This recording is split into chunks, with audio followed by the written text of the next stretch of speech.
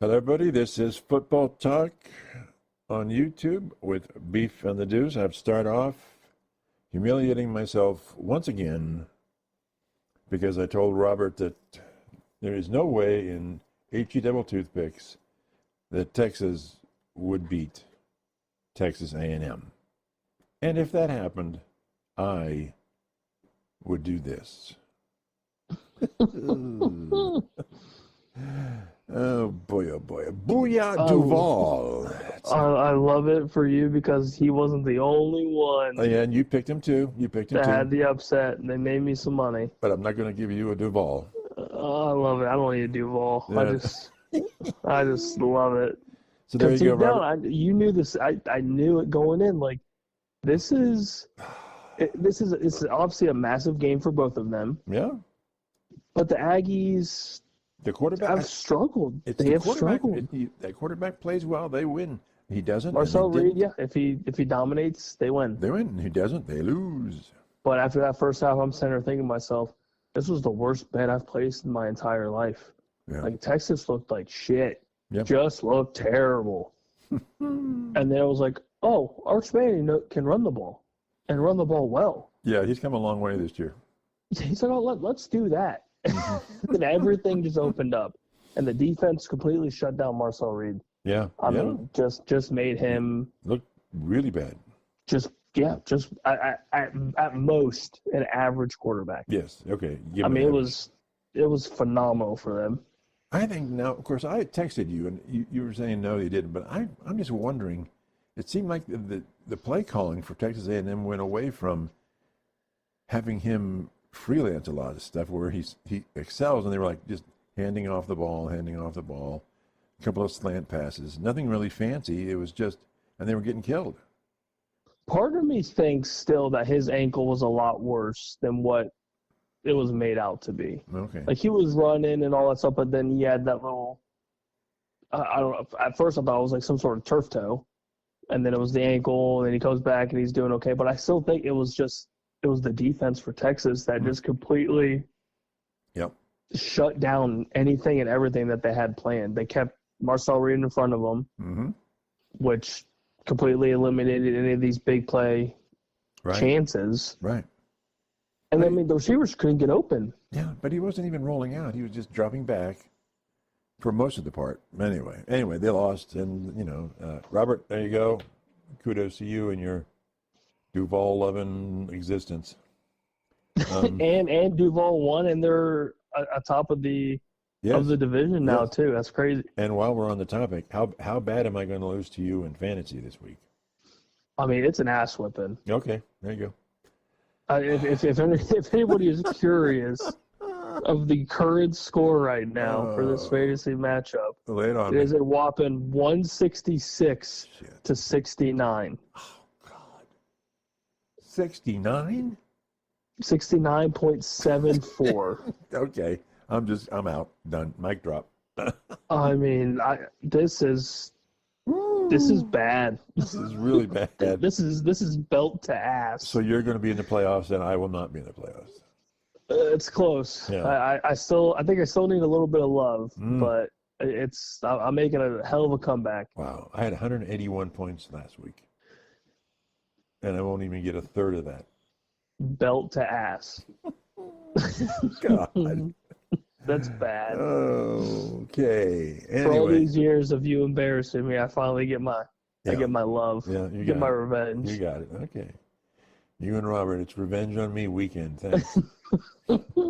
Thanksgiving to nothing. I love it. Thankful for this. That's what I'm thankful for. Yeah. Okay. Okay, let's talk a little Lane Kiffin here. Give me your thoughts before I give you my thoughts. I think it's terrible. Yep. I think it's absolutely terrible. You have everything going for you at Ole Miss. They will give you whatever you want at this point. Any amount of money. They told him that. Yeah, they will give you whatever. They will give you a blank check. You put your amount, we will sign it. Mm-hmm. I mean, there was – I don't understand the move outside of Lane Kiffin thinking that he can essentially pick up his entire staff, Yep. move them to Baton Rouge. With some players, he'll steal. Yeah, which you will probably take your top players, or at least some of them, Yep. to LSU. Mm-hmm. And I get, I mean, maybe there is more money overall that is involved in this deal. It's like a $90-something million contract. It's NIL this and blah, blah, blah. Like, there's just a lot of guarantees, quote unquote, I'm assuming. Yeah, But last couple of years, LSU. Then I get, like, the last, 3 out of the last 4 coaches have won a title. Right. And I understand that trend, and I'm assuming that has something to do with it as well. But And then they get fired. It's the worst part about the whole thing is that this is in the middle of a CFP run. Yeah. I don't understand the logistics of it, I guess, and why. I mean, of course, LSU has no dog in this fight in reference to the CFP. Like, they're just done, so they don't give a shit about Ole Miss's feelings. Right. Right. They want their coach. They want to start recruiting now, and I 100% understand that. Mm-hmm. But for Lane Kiffin, like, if they wanted you that bad, just tell them to wait. Right. Right. If you are planning to go there, you can tell them that, but wait until the CFP run's done. Yep. Yeah. The real victims So are the players. that whole part is terrible. I think that something needs to change in that aspect. 'Cause that's a little messed up in my opinion. But yeah, I guess business is business. I was watching somebody today, and I can't think of his name, but I see him a lot on YouTube. And he said, "Hey, look, the NFL doesn't allow that. You can't talk to anybody until after the end of the season, period." Yeah. And he said, at Ole Miss, they gave Lane Kiffin all the money they had. Here, Lane, you do whatever you want with it. They restricted him in no way. And now he's going to go to a program that, yes, it's LSU, but they've got problems and they've got restrictions, and nobody anymore has that Saban, Urban Meyer blank check at these big institutions anymore. None of them do. So he's going to have accountability that he doesn't have at Ole Miss. And I think it just sucks for the players. It's just terrible. I guess I saw Feinbaum, and I think he doesn't like Lane Kiffin at all anyway. I get the opinion. At this point, I don't blame him now. Yeah, but he just, he left here, he left Tennessee, he left USC, he left.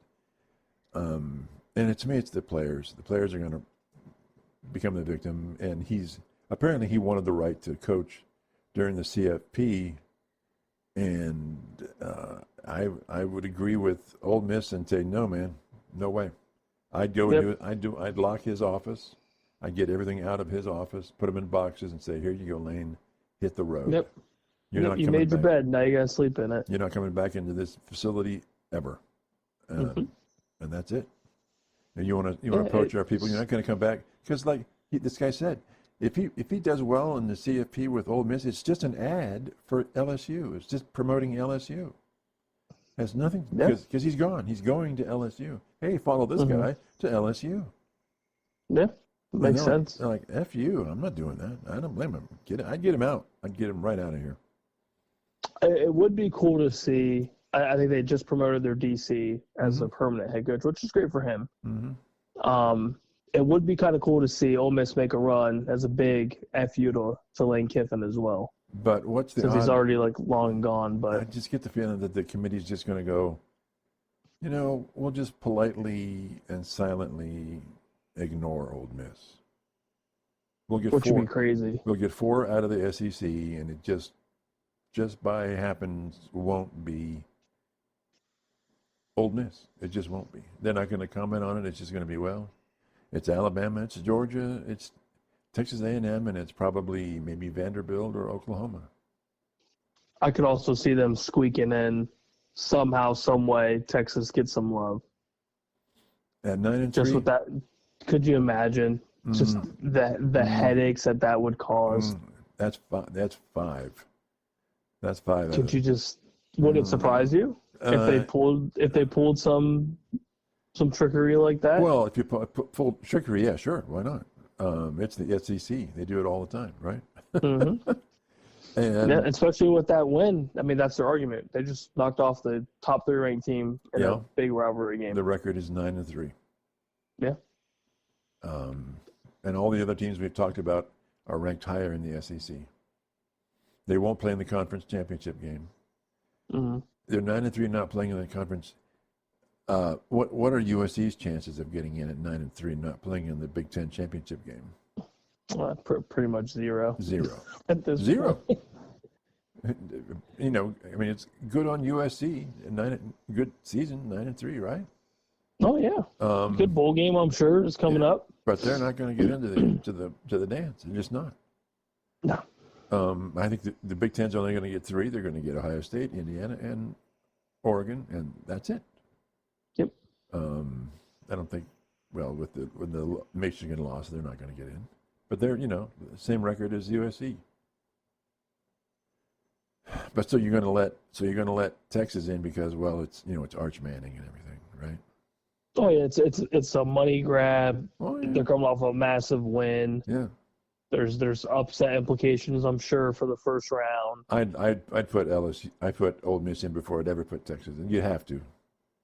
I would hope so. I would love to see Ole Miss make a run. They deserve to get Hopefully in. it's not against our Buckeyes, and they 100% deserve to get in. They had a hell of a season. Yep, they do. But it definitely, like you said, it sucks for them. Sucks for the players. Lane Kiffin can eat my shorts. Right. And I don't see. I guess the big positives of going to LSU. I just don't. Yeah, you had the world at your. On your desk, right in front of you. Right. Do whatever you want. Yeah, it's LSU I just versus. don't understand. What city is Ole Miss in? Goodness. Yeah, good answer. No. Goodness. I've driven through Mississippi. It's Oxford. Oxford. That's Okay. what we're saying. It's Oxford, and that's where? It's in Mississippi. The technical definition is about 80 miles south of Memphis, Tennessee. Which is nowhere. Seriously. If you want your technical answer. The short answer is it's in Mississippi. My guess is the biggest thing for him, the catch-all was the recruiting. Yeah, well. It's just easier. It's a better, bigger program. It is. It just is. But he just abandons people. That just annoys me. Yep. Like I guess if in a business perspective for him, it's a money grab. They're going to give you everything you want. Sure, but he's not fix this program. He's not poor at Ole Miss. Oh no, he's doing just fine. He's probably getting upper single digits somewhere, right? No, and now he's getting A little bit more. big boy money. Big boy money. Yeah, until they fire him or until he jumps to somewhere else. Yep. Or in the first 2 years he fails, and everyone's looking at him like this dude's a big turd. Well, it's a big turnaround, don't you think, for that program? They're gonna. It's a big name and a big program, especially coming off of what they expected Brian Kelly to be. Right. And it just wasn't. It just wasn't him. Is it Brian Kelly? Is it the other coach before, or is it something systemically wrong with LSU right now? I think it was Brian Kelly just being a turd. I just don't think he was the right fit. Like Coach O, it took him a second, but he had the right personnel, and he benefited from the right personnel. Right. And the rest is history. So if Lane Kiffin can get his style players, his personnel that will benefit him and benefit that program for years to come, then so be it. But yep. I mean, they're kind of in a world of hurt right now. I mean, the team's not all that great. So you're gonna have to hope for a lot of help. Yep. Oh well. But hey, what do we know? Yep. But that's what's happening with the NIL and the portal, right? Some players will go 4 teams in 4 years, so why not Lane Kiffin, right? Mm-hmm. I mean, James Franklin's going to be doing the same thing, right? With Virginia Tech. He's going to poach some players from Penn State, and he's going to get a lot of them. He's going to get quite a few, and then he's going to do well in the portal otherwise. His recruiting's going to be probably just as good. So Tech's going to probably sky up into the top 25 relatively soon, You at think least to begin the season. Are you telling me that Virginia Tech has as much money as Penn State?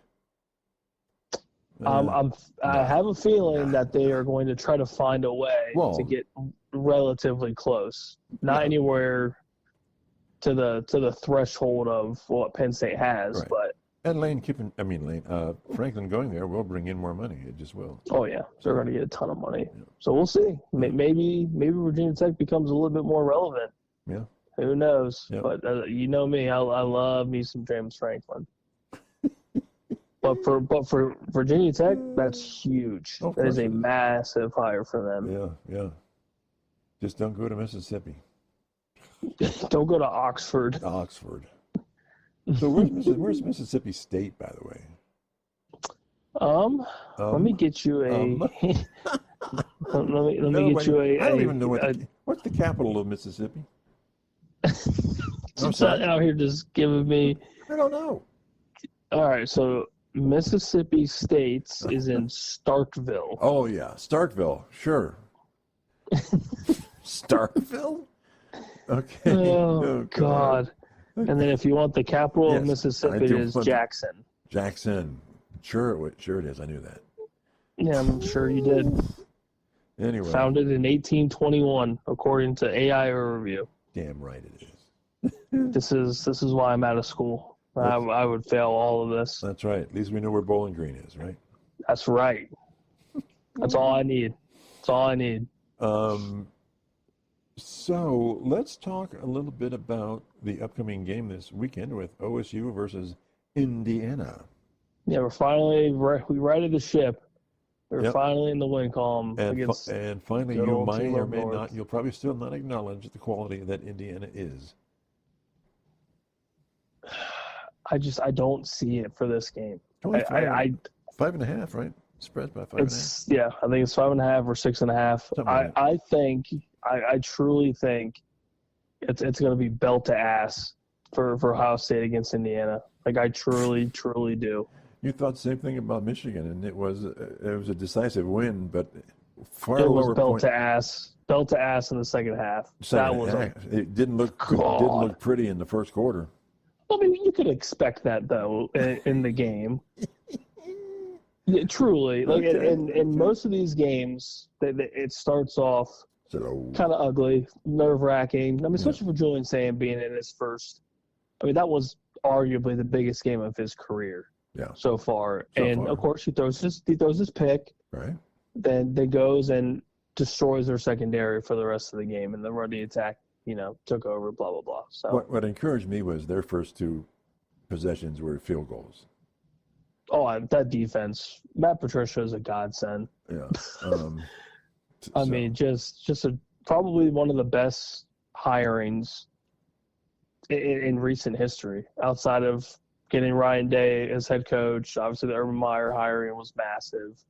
Mm-hmm. Jim Tressel back in the day was great. It was a pretty good hire, yeah. Pretty good. I mean, if you all in all, going into the massive question mark of Matt Patricia, nobody knowing, and then he ends the regular season averaging 7 points a game. That's crazy. Yeah. Truly remarkable. And the season's not even over yet. Right. I love that man. I'd give him a kiss on the lips if I could. Yeah, but he'd probably stab you with his pencil. It's worth it. Lead poisoning is worth it. So give me give me a point prediction here, because it's coming up fast, man. It's coming up fast. I was relatively close with this last one. I was a point away from both sides. So giving you the genius. You gave me a bunch of shit. I did, and I was damn near on it. You were. Sorry, Bob. Sorry, Bob. This one goes to the beefer. I know you're having a bad time when it's 50 degrees down in Florida right now. Yeah, trying to find your jacket in your storage unit. Where's my windbreaker? I'm over here fighting frostbite on my toes. I know. The sand in the beach between his toes is a little chilly. That's the problem here. Like I feel so bad for that man. So bad. God. But I think it's going to be I'm going to go about 38. I'm going to go 38-17. You're good at 17 points? I'm gonna go 17. 17 because Indiana does have a high-powered offense?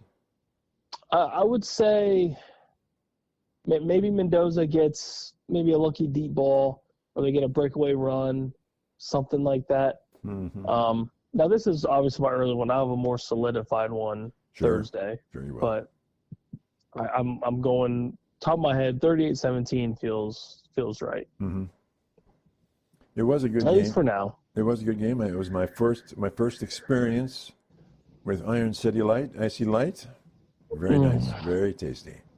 It's delicious. There was. Oh. And I know it puts the hair on the chest. I've had that for quite a while, but for me it was, and you're going to hate this, and you've always have it, an Icy Light and a chocolate chip cookie. Oh God.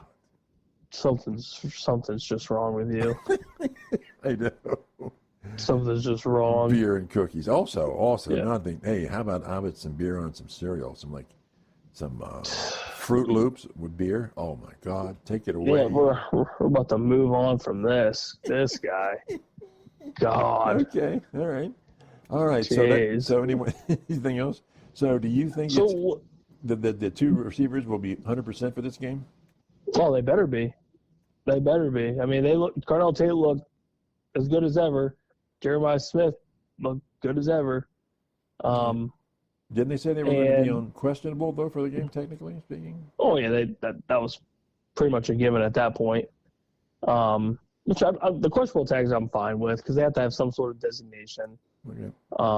And I would assume, especially for that game and the rest of the season, unless they can't physically move, they'll get their playing time and they'll be forces to be reckoned with for the rest of this postseason. How do you think? If the Buckeyes win, then they'll get the bye week, correct? Yes. Who will they play? Do you think? Who's your prediction that they will play the second round? Let's see. Let me pull up the bracket here. Oh goodness gracious. CFP bracket. Because it would be, they would play the 8 and 9 seed? Yeah. If I remember right. So probably, if I had to guess, if it's my guess is going to be if they can make it happen, a rematch of the national championship, they'll play Notre Dame. Really? I could see somebody somehow, some way. What do you think they're going to? Do you think they'll put Notre Dame that far down? Yeah, because I mean they don't have the conference championship automatic qualifier, Right. so that knocks them out of the top 4, top 5. Right. So they have to play the first round, right? Yeah. So and then you have to compare them to the at-large bids from the SEC. Compare those bad boys. Oregon's going to be ahead of them at some point, so they're going to squeak in at a higher seed. My guess is Miami and or Oklahoma, Ole Miss, those teams are going to probably get in at some point. Okay. And then your top 4 seeds, depending on who wins the conferences. My assumption is going to be Buckeyes win the Big Ten. Indiana still probably has a pretty high seed. Mm-hmm. But my guess is probably Georgia wins the SEC. And then with A&M, I could see them still kind of sort of getting a pretty high seed as well. So you think Texas Tech wins their conference then? I would assume so, yeah. And then what about the chaos that is the ACC? Jeez, who the hell knows at this point? It's Virginia playing Duke. Yep. Duke, who has a 5-loss season. Yep. But with tiebreakers, they get into the playoff championship game against. Mm-hmm. So they jump over Miami, Georgia Tech, right? Pitt, and is that it? I believe so. Yeah.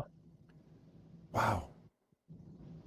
So It's insane. So Like, it's truly insane. as I ask you, if Duke wins the championship in the conference, they are an unranked team, 5-loss unranked team, and as we have researched and as we understand it right now, the top 5 autos are the top 5 highest ranked conference winners, which would be Big Ten, SEC, Big 12, and probably 2 of a group of 4.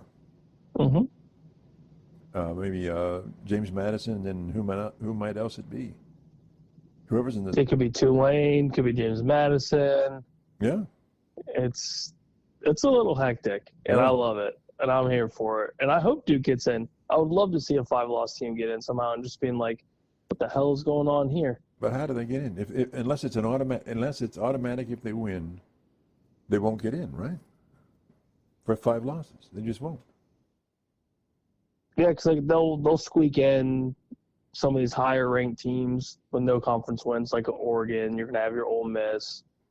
You're gonna have, but more than likely, I could see Tulane getting in because they'll win their conference. They'll be a higher rank. So I'd be curious to see how it does work out if Duke wins. I don't think they will. Well, yeah. They have a good record against their conference. They do. They absolutely do. So yeah, I'll be curious to see if that chaos does happen, what the committee does. If they get snubbed, I mean, they have every right to argue for, CFP berth. I say no. But I would highly recommend the CFP committee to not put them in, because whoever Duke would play, I mean, they're going to get smoked. And it's just going to be, they'll be gross. Yeah. Unfortunately for them. I mean, it's probably going to be worse than Boise, right? Last year? I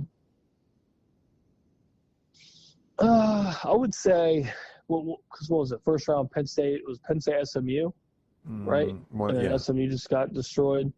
And then they destroyed. Yeah, then Boise State was just a very one-dimensional, just, hey, Ashton Genty, can you run this ball forever? Thanks. Right.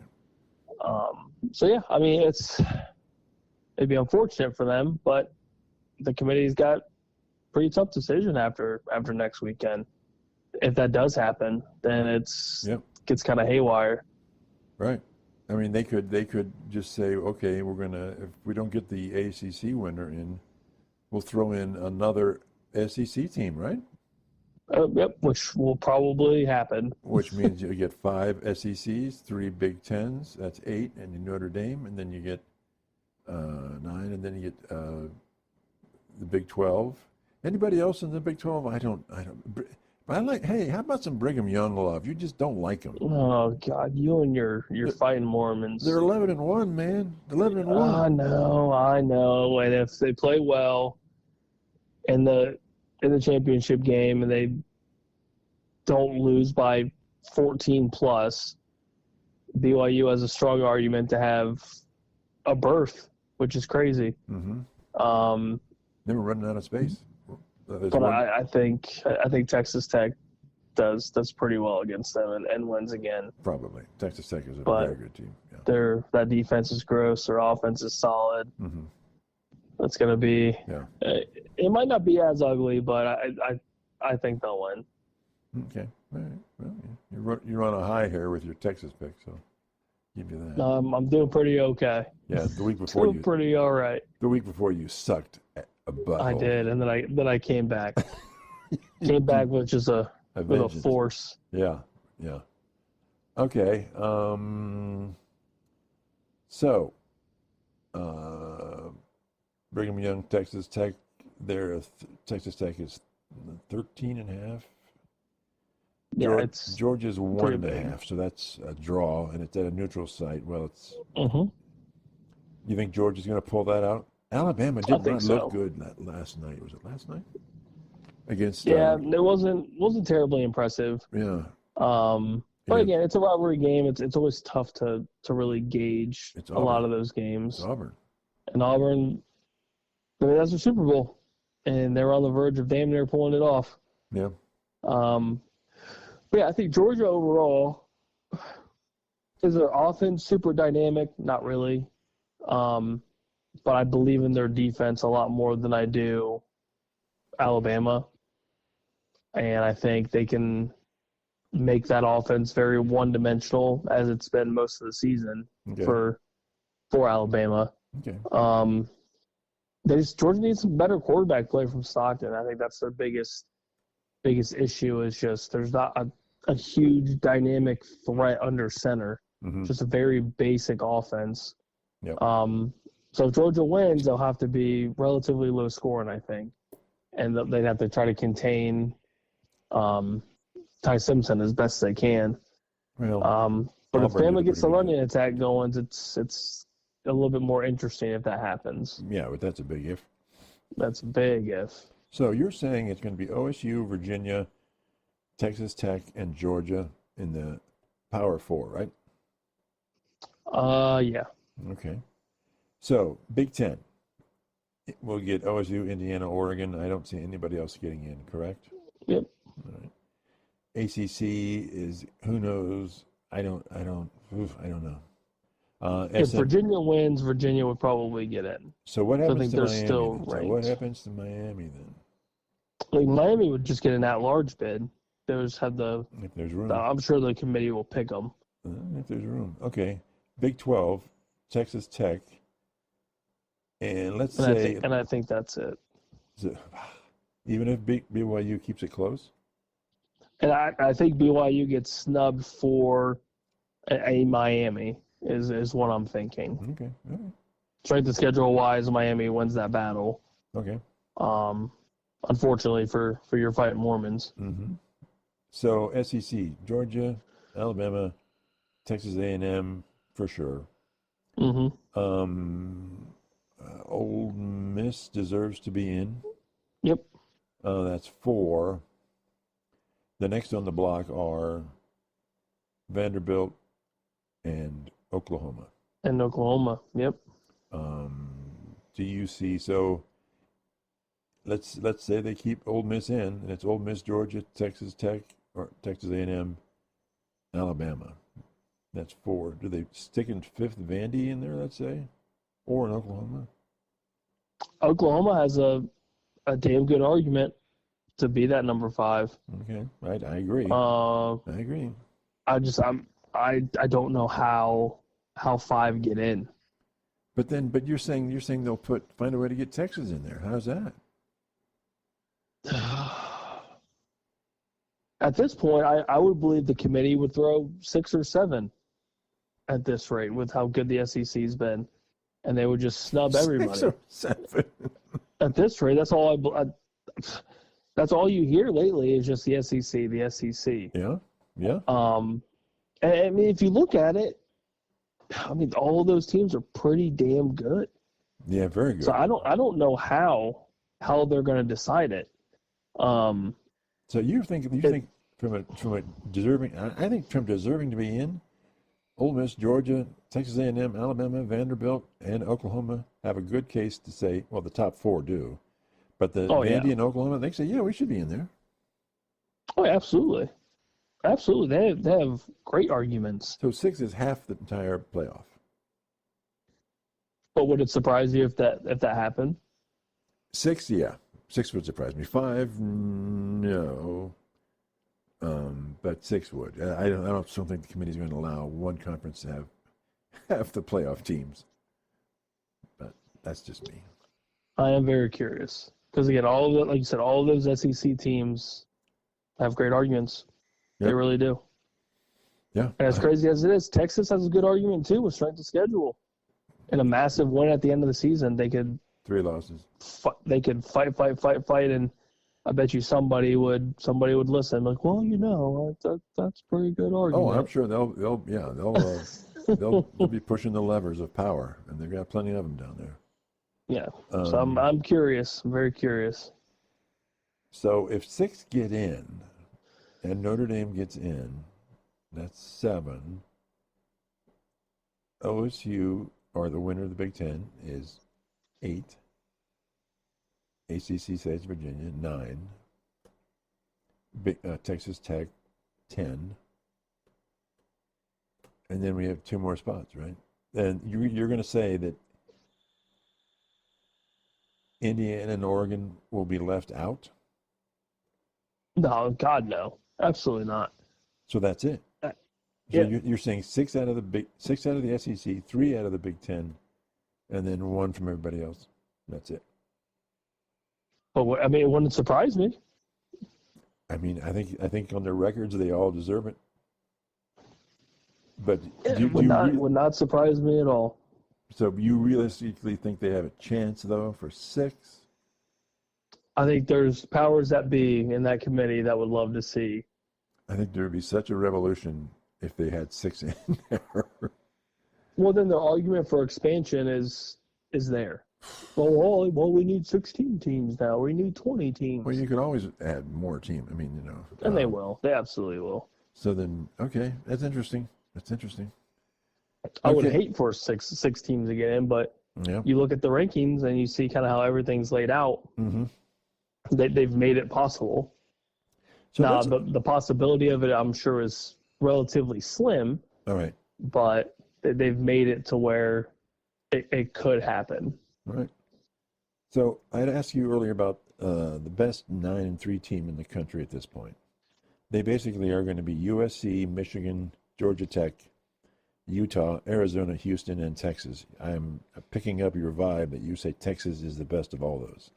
Yes. Okay. Yes. Unfortunately, yes. Anybody close? Anybody close? I would say probably no. Okay. I think Texas runs through all of them. Okay. Kind of agree with you. Yeah. So I mean, just watching them play that second half yesterday, I was like, this is a pretty real Texas team. Like that first half wasn't very. Mm-hmm. Was pretty fake, mm-hmm. and then they came out swinging. Uh-huh. And like you said, your Aggies, that's a damn good team, but they got exposed. Yeah. Pretty good. Yep, indeed. Okay. Anything else on the college front?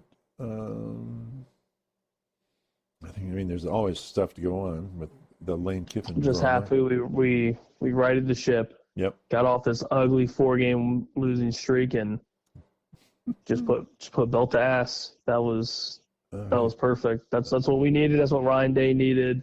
Yep. And you could tell at the end of the game, it was just the weight of the world is off his shoulders now. Yeah. Yep. And he played. I mean, he coached a hell of a game. Brian Hartline coached a hell of a game.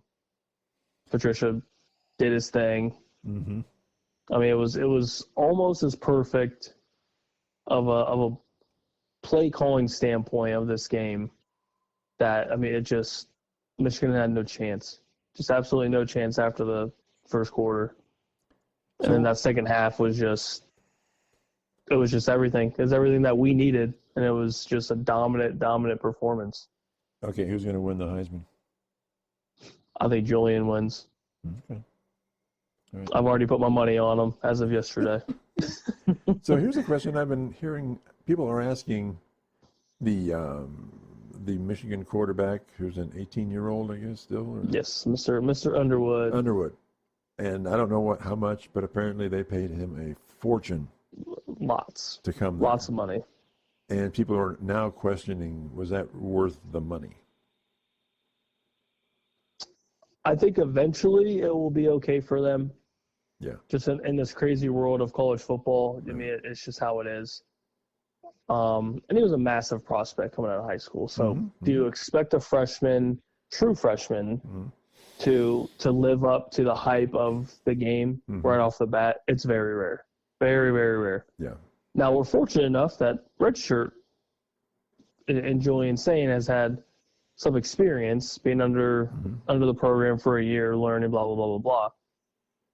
But I think yesterday just showed it was just out-coached, outperformed. I mean, the whole 9 yards. OSU just dominated the game. And that defense it's confused everybody all season. Yeah. So it's not necessarily Underwood's fault. It's more of Michigan just wasn't prepared.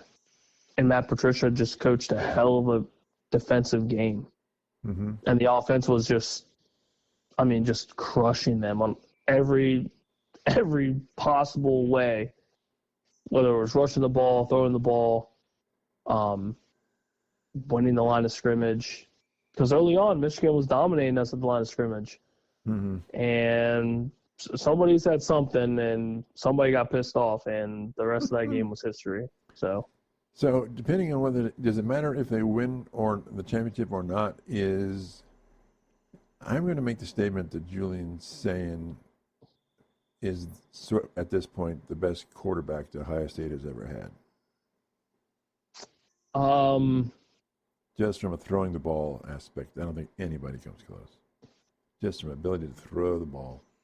I think he's definitely in the conversation. With whom? Because I still think, like, Dwayne Haskins, C.J. Stroud, obviously, as a pure passer.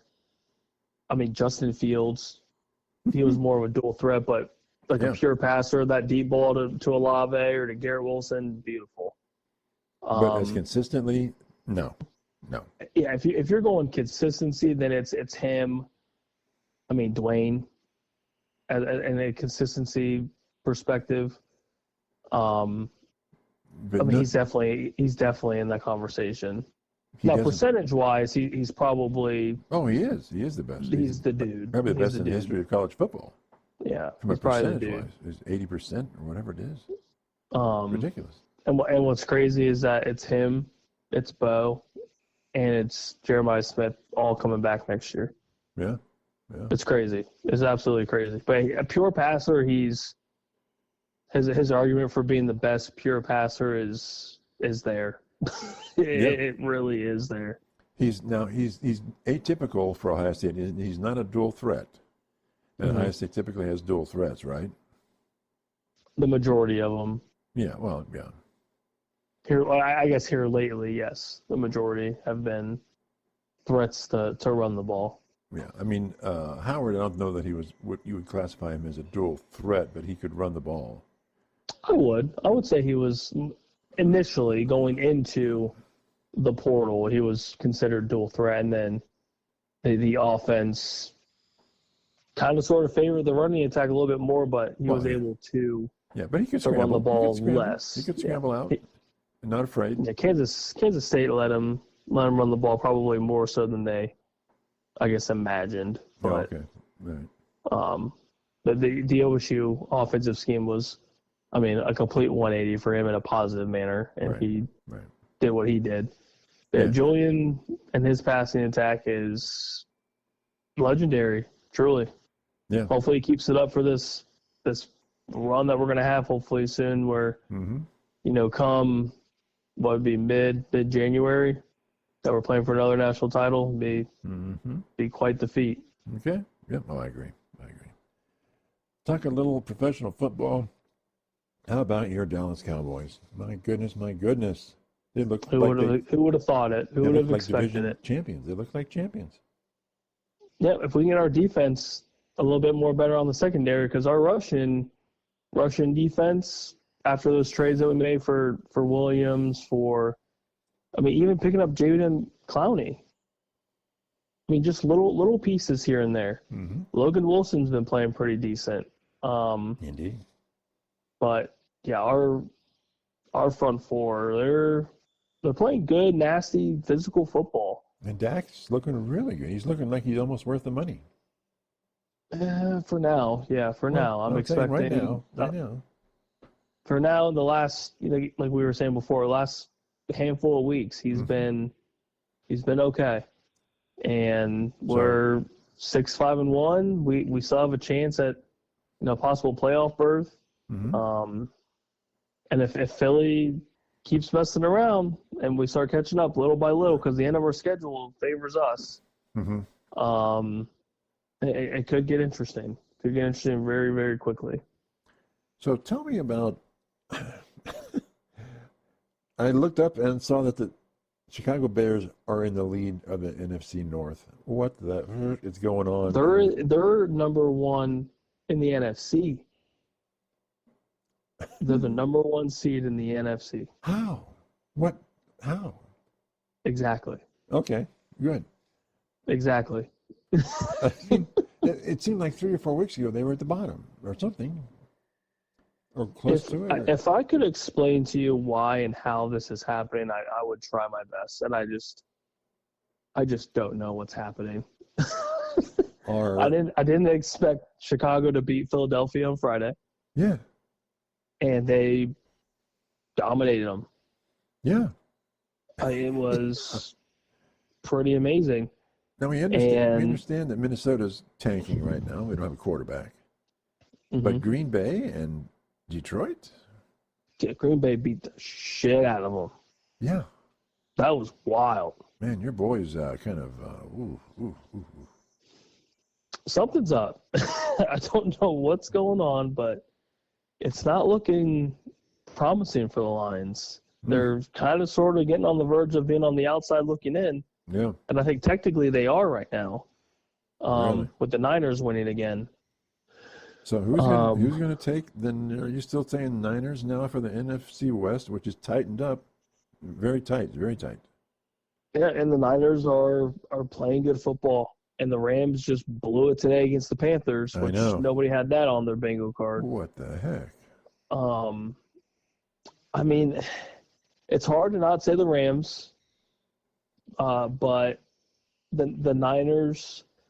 You love Niners. Offensively, they always have a chance. They always have a chance with Purdy, with CMC, with Kittle finally healthy. They always have a chance. I mean, I still favor the Rams. I think their team as a whole is just more solidified. But the Seahawks have an argument too. Yes, they're very good. Their defense today played lights out against, now obviously a backup quarterback for the Vikings, and their offense was nothing. Right. But you shut out a professional football team. Yeah. Yeah. That's very hard to do. Not named the Cleveland Browns. Yeah. Yeah. Yeah. Yeah. Which, I mean, the NFC is wild. The AFC's, I mean, you've got the Chiefs possibly not even making the playoffs right now. You're going to give my. They have to win out. They have to win out to have a playoff chance. You giving my Broncos a little love here now? If they can pull off this win right now, then yeah. Then yeah, I think I can start to believe a little bit. Okay. They have a similar vibe to me, kind of like what OSU does. They start off a little bit slow, and they look pretty ugly in the first couple possessions, and then something happens. Somebody just says, "Hey, you're just playing a football game," and then they start playing better. Mm-hmm. But yeah, I mean, it's hard not to say they're playing great football. They are ahead in the AFC West, which nobody really had on their bingo card either. No. And now with Justin Herbert going down with, I think he broke his hand or something was broken in his hand. That's going to be a little interesting. See if that plays a factor. Yeah. Take him out of my fantasy team. Put Darnold back in. Yeah, you need something. You need some help. I need alcohol. But yeah, it's quite the playoff push now for the last handful of weeks. So it'll be interesting to see. Yeah. AFC South. Boy, are the Colts kind of revealing themselves as not as good as we thought they were? I've told you this since the beginning of this little run. Okay, yes, you're right. You win. Once they start playing good teams, you're going to see who the Colts really are. Now, did they play well against the Chiefs? 100%. But can they do that consistently and be in those games? Nobody truly knows. I mean, the Houston game was pretty close.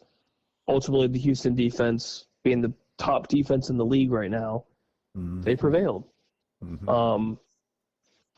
But do I think they still have a chance to do something? I think so. But Daniel Jones is hurt. so he's gonna be hurt for this whole Yeah. Playoff push or whatever. So that's gonna change their offense Yeah. pretty significantly. He's not gonna be able to scramble the ball as much. Houston smacked him around.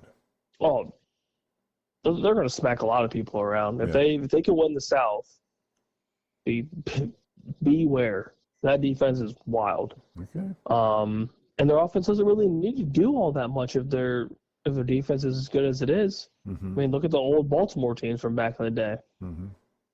I mean, I'm not saying they're up to that standard, but they're playing damn good football. And not a lot of teams can pass against Houston. Right. Yeah. So we'll see. We'll see. The South got a little bit more interesting because I think right now your boys, Mr. Duval, I think they're on top of the division right now. That's crazy. Crazy. Who would have thunk it? One guy would have thunk it, not me. Every day, every day, every week, every year. Every breath he takes. He loves himself some Liam Cohen. So, do you think also that with Stroud coming back, that's helping the Texans? Yeah, and I think for them, if Stroud does go down again, Davis Mills is not an awful quarterback. Not at all. So I think they're sitting pretty okay. They need a little bit more of a rushing attack. But Moody Marsh is starting to heat up a little bit. Mm-hmm. But having Nico Collins still as their true number one, they've got Jaden Higgins emerging as their number two. They need to keep CJ Stroud on his feet. Yeah. I think their biggest question is their O-line. Yep. I think everything else from head coach down, I think they're doing just fine. It's just to keep CJ on his feet and keep that defense healthy. They can take them, I would say relatively far if they make the playoffs. Especially in the playoffs, defense is huge. Yep. It's massive. Okay. Well, that's it for us this time. We'll talk to everybody on Friday. We get some more information going on with the playoff teams in the NFL too. Talk to you then. Oh, check us out on X. A lot of good stuff happening there. We have a direct link on our YouTube site. Beef keeps that rocking and rolling. So check us out then. Bye.